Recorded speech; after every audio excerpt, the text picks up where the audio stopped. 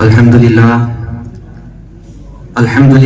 المتوحد المتفرد، والصلاة والسلام على النبي المتبجل المتكرم وعلى آله الدرر وصحبه الغرر، أما بعد، فأعوذ بالله من الشيطان الرجيم. بسم الله الرحمن الرحيم. أصحاب الجنة يومئذ خير مستقرا وأحسن مقيلا. صدق الله تبارك وتعالى وبلغنا رسوله النبي الكريم، ونحن على ذلك لمن الشاهدين والشاكرين، والحمد لله رب العالمين. محترم و معزز سامعین کرام، السلام علیکم ورحمۃ اللہ وبرکاتہ. حضور برکت کے لیے درود پاک پڑھیں. اللہم صلی علی سیدنا محمد وعلی آل سیدنا محمد واصحاب سیدنا محمد وبارک وسلم علیہ. محترم سامعین و ناظرین، آج مجھے جس آیہ مبارکہ پر گفتگو کرنے کا موقع فراہم ہوا ہے وہ ہے سورہ فرقان کی آیت نمبر 24. رب تبارک و تعالی قرآن پاک میں ارشاد فرماتا ہے: اصحاب الجنت یومئذ خیر مستقرا واحسن مقیلا، جس کا ترجمہ یہ ہے کہ اصحاب جنت یعنی اہل جنت اس دن، قیامت کے دن، اللہ تبارک و تعالی کی طرف سے دیے ہوئے بہترین جگہ کے اندر ہوں گے.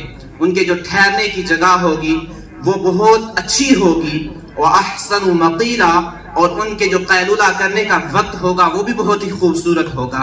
یہ آیت مبارکہ، اس کا پس منظر یہ ہے کہ سورہ فرقان کے اندر اللہ تبارک و تعالی نے کافروں کی ان بیہودہ باتوں کی نشاندہی کی کہ جو کوئی مسلمان ہوتا تھا تو وہ دیکھ کر کہتے تھے کہ اگر ہم مسلمان ہوئے تو ہم ان کی طرح غریب ہو جائیں گے.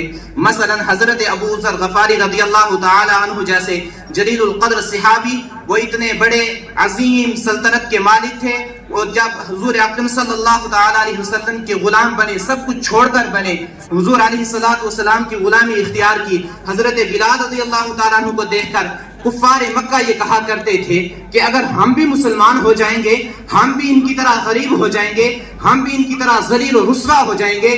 کفار مکہ یہ کہا کرتے تھے کہ اے لوگوں، اگر ہم نبی اکرم صلی اللہ تعالی علیہ وسلم کی غلامی اختیار کر لیتے ہیں تو ان کے غلام جو ہیں، یہ صحابہ تو وہ لوگ ہیں جو ہمارے غلام ہیں، ہم بھی اگر ان کی غلامی اختیار کر لیں تو ہم میں اور ان ہمارے غلاموں میں کیا فرق رہے گا.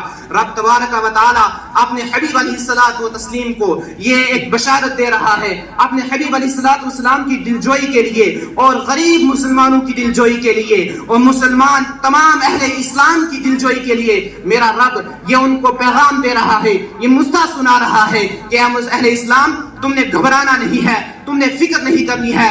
دنیا کے اندر تمہارے لیے اذیتیں ہو سکتی ہیں، دنیا میں مصیبتیں تمہیں جھیلنی پڑ سکتی ہیں، لیکن کل جب قیامت کا دن ہوگا، جب قیامت کے دن سے تم گزرو گے، تمہیں وہ زندگی ملے گی جس زندگی کے بارے میں رب کہتا ہے وَالْآخِرَةُ خَيْرٌ وَأَبْقَىٰ، کہ اخروی زندگی بہتر ہے اور ہمیشہ رہنے والی ہے. نبی اکرم صلی اللہ تعالی علیہ وسلم کا فرمان مبارک ہے. حضور علیہ الصلوۃ والتسلیم ارشاد فرماتے ہیں الدنیا سجن المومن وجنت الکافر، کہ دنیا مسلمان کے لیے قید خانہ ہے اور یہ کافروں کے لیے جنت ہے. حضور علیہ الصلوۃ والتسلیم کے اس فرمان مبارک سے اور اللہ تبارک و تعالی نے یہ جو پیغام ہمیں دیا ہے اس سے پتہ یہ چلتا ہے کہ یہ دنیاوی زندگی کچھ نہیں ہے. یہاں پر ایک مومن کو اذیتیں مصیبتیں سہنی پڑ سکتی ہیں، لیکن کل قیامت کا جب دن ہوگا اس میں تو ہمیں وہ مقام ملے گا جس کے بارے میں میرا رب کہہ رہا ہے کہ اصحاب الجنت یومئذ خیر مستقرا واحسن مقیلا.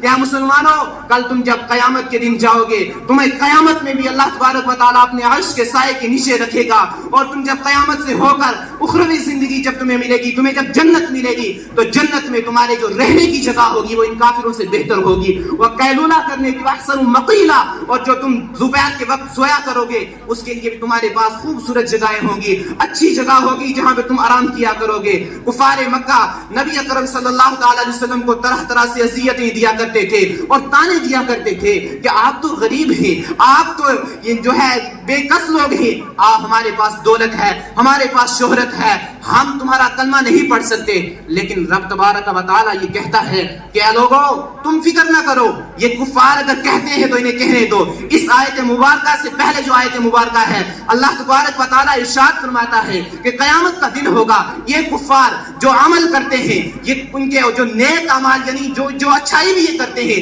ان اچھائیوں کو بھی میں ایک ہوا کی طرح، غبار کی طرح اڑا دوں گا کہ جو نہ دکھے گا، نہ وہ سمجھ میں آئے گا، نہ چھونے سے اس کی سمجھ آئے گی۔ رب تبارک و تعالیٰ نے یہ اس سے پہلے کچھ آیتوں میں اس چیز کا ذکر کیا تھا کہ یہ کفار نبی اکرم صلی اللہ علیہ وسلم کو ستاتے ہیں، حضور علیہ السلام کے صحابہ کو ستاتے ہیں، حضور علیہ السلام کو طعنے دیتے ہیں۔ یہ آیت مبارکہ ان تمام آیت مبارکہ کی خبر بن کر تشریف لائی، رب کا پیغام اترا کہ اہل جنت اس دن بہتر جگہ رہیں گے، ان کے رہنے کی جگہ بھی بہتر ہوگی، ان کے قیلولہ کرنے کی جگہ بھی بہتر ہوگی۔ وما علینا الا البلاغ۔ السلام علیکم۔